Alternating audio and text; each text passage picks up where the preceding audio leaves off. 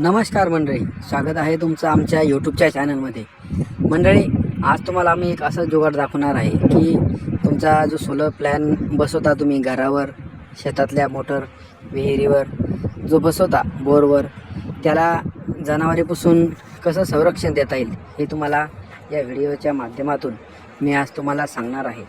तर मंडळी, बघूया आपण हा जो सोलरचा प्लॅन आहे हा 3च्या मोटरचा बसवलेला आहे आणि याच्यावर अशा प्रकारे गजाचे सगळीकडून येडे घेऊन त्याला वेल्डिंगचे भाले तयार करून ही वेल्डिंग दिलेली आहे.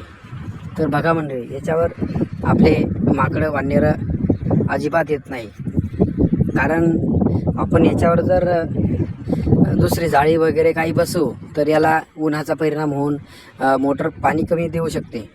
तर अशा प्रकारे या एका शेतकऱ्यांनी हे बघा किती भारी जुगाड केलेला आहे.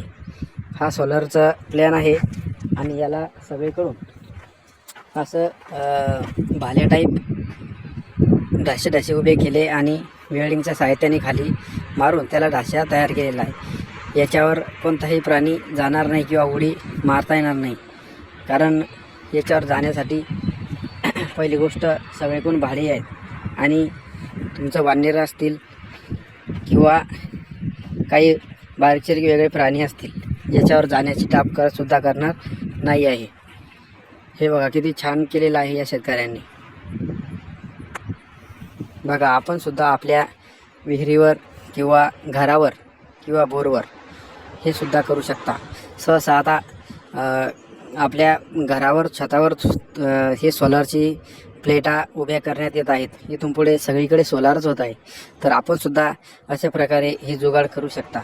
हे जुगाड करून आपण आपल्या सोलरचं नुकसान न होता हे सोलर प्लॅन जर आपण असा केला तर आपलं नुकसान होत नाही याच्यात, किंवा आपल्या घरावर बसवलं आपण तरी हा सुद्धा नुकसानाचं काही हे नाही यामध्ये. कारण आता आपले माकडं वानरं हे घरावर येतात, कारण गावात सुद्धा येण्याचं लक्षात आहे इथून पुढे. त्यापेक्षा आपण जर हे प्लॅनिंग असे जर केलं तर हे योग्य राहील. अशा पद्धतीने यांनी हे छान प्रकारे जुगाड केलेला आहे. कारण जर मंडळी आपण खालून सुद्धा करू शकतो, पण खालून जर केलं तर ही बघा, ही जी आपली जमीन आहे ही एक तर पडीत राहते, नाहीतर याला पडीत राहून एक तर गाट्या कुट्या होतात. त्याच्यापेक्षा या असं वरच्या वरी केलं तर याला साफसफाई पण केली जाते खाली.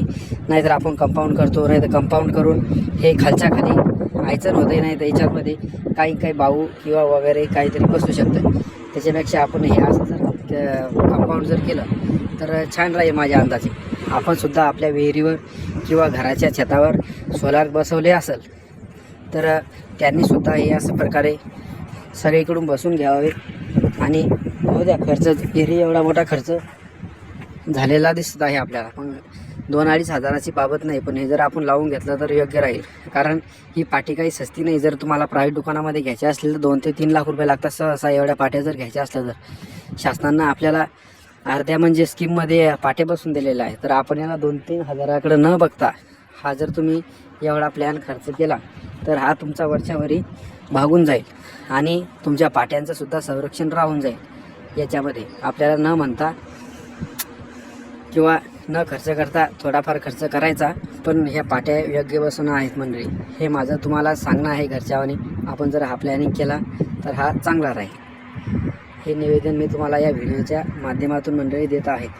व्हिडिओ आवडल्यास आमच्या चॅनलला मंडळी सबस्क्राईब, लाईक आणि जास्तीत जास्त हा व्हिडिओ प्रत्येक शेतकऱ्यापर्यंत पोचवा, कारण हा कामाचा व्हिडिओ आहे.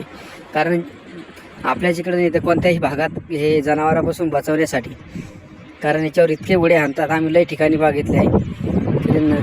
शेतकऱ्याचं जीवनसुद्धा फार मोलाचं झालेलं आहे. हे माकडं हे ते बसतात आणि पडून टाकतात गाड्या. त्यापेक्षा हे सगळ्या शेतकऱ्यांना शेअर करा व्हिडिओ मंडळी. धन्यवाद.